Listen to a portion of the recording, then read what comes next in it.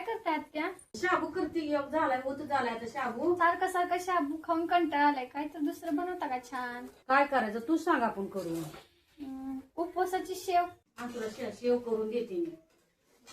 हे उकळलेला बटाटा किसून घेते.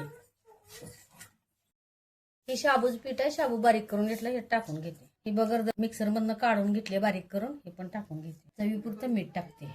तांबडी घरची चटणी टाकून घेते. आता सगळं हातानं कालवून घेते. नुसत्या बटाट्यानं असं मळून झालंय. पाणी घेतलंय वाटीत थोडं ओतून घेते. असं मळायचं 10 मिनिटं भिजू द्यायचं, झाकून ठेवते. थोडंसं हाताला तेल घ्यायचं, असं लावून घ्यायचं. शेवग्याला सगळं हातनं असं तेल थोडं लावून घ्यायचं. शेवग्यात असं काढून घ्यायचं. जेवढं बसतंय तेवढं. पलटून टाकला येडा शेवचा. आता ही आंबे चांगलं भाजून घ्यायचं आणि काढून घ्यायचं. हे बघा आपण उपवासाची शेव केली. दिसायला पण आपल्या बेसनाच्या शेवसारखी दिसते का नाही? मस्त झाली अशी शेव. ही उपवासाची शेव केली. खायला पण कुरकुर लागते. आता ही खरी शेव केली. आता तिलाच विचारा ही शेव कशी झाली.